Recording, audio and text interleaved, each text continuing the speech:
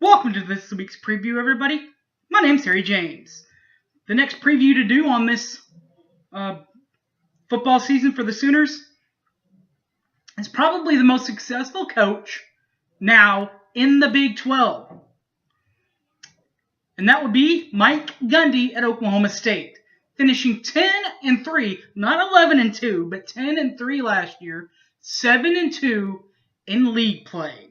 We'll preview the Oklahoma State Cowboy Aggies next, only right here, Boomer Sooner 1982. Don't go away.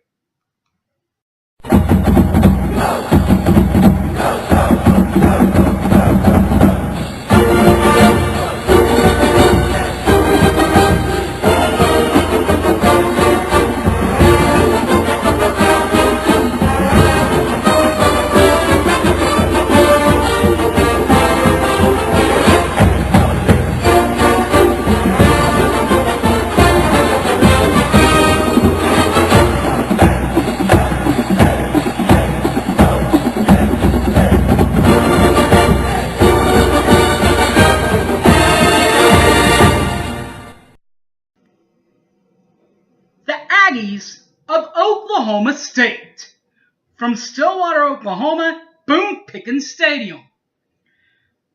Overall, Oklahoma State last year, the Aggies finished with a 10-3 overall record, 7-2 in conference play in the Big 12, tied for second in the league, but they did beat West Virginia, who they tied for with second place, to win the second place bid.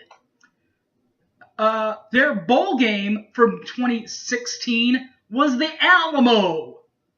And in the Alamo in San Antonio, they crushed a very good Colorado team by the score of 38-8. That Colorado team, also a 10-win team from last year, 10-4, 8-1 in Pac-12 play, which won them the South Division of the Pac-12, but they lost to Washington in the title game of the Pac-12 out in California. Their Oklahoma State, that is, their head coach that we were talking about, their Gundy, is Mike Gundy. In his 12th year at Okie State, and has been the head coach for the Aggies since 2005. There are plenty of players returning. There we go. For Bullet and Pistol Pete and the Cowboys, which puts them right now, what some may say, as the conference favorite, since they play our Sooners in Stillwater. Oh, the regular season, that is. But to get there, they have to have these players step up and have good years, as they did last year. Like, now senior Mason Rudolph. Number 2, Mason Rudolph, passing yards from last year, finished with 4,091 yards in the air, to match with 28 touchdowns last year. Did throw 4 interceptions last year for the Cowboys. Their rusher, a kid that I like out of Tulsa, is the leading rusher. Number 5, Justice Hill, had 206 carries last year to balance out with 142 yards on the ground to go with 6 touchdowns. Number 20, Jeff Carr, is another returning lead rusher from last year for the Cowboys, but only had 12 rushes last year, did have 83 yards on the ground, and a touchdown.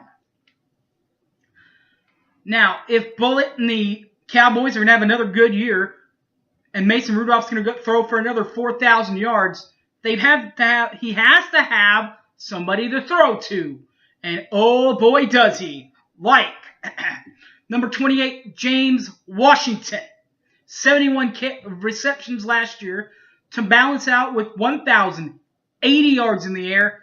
And get this, 10 of the 28 touchdowns in the air went to James Washington. 7 more of those touchdowns went to numero uno for Oklahoma State. That would be Jalen McCluskey, finishing with 73 receptions, 812 yards receiving, and, as we said, 7 touchdowns. But you know what, guys? With the improvement that we've seen out in Stillwater, you have to play at least some defense if you're going to make those kinds of massive transitions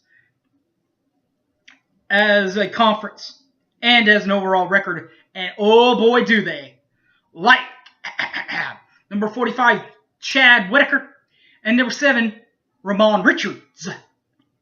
We'll start with number 45, Chad Whitener.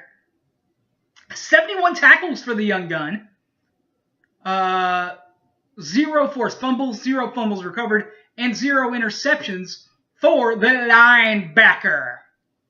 Also returning, number 7, Ramon Richards. 64 total tackles last year for the Cowboys. Didn't have any fumbles recovered or fumbles forced last year as a defensive back.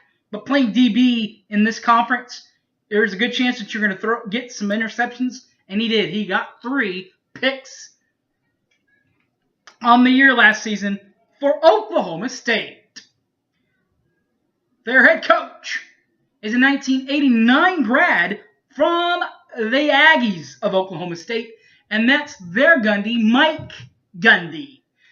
And so he was a player until 1999, came back onto the staff when Les Miles came in 2000 and officially took over the program as head coach in 2005 and is still there to this day. The coaching staff record for Oklahoma State in the Mike Gundy era is 104 wins to match with 50 losses. That's about a 68% winning clip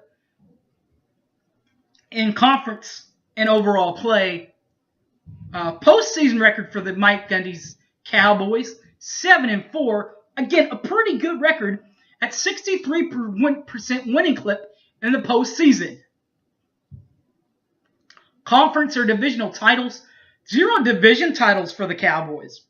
They came close in 2008, but didn't quite get there that year. Did win the conference in 2011. And by the way, that could have been their national championship year if they didn't blow it against Iowa State. No offense to the Cowboys. And by the way, I believe in that ball game, they actually had a 14-point lead in Ames. Can't do that. But putting that behind them, this is another good team.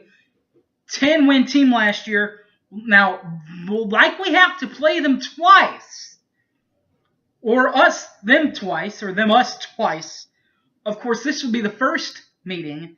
The second meeting, if there needed to be one, would be out in Jerry's World in that Cowboy Stadium for the official Big 12 Conference Championship football game, which will be the last championship weekend, the last official weekend of college football.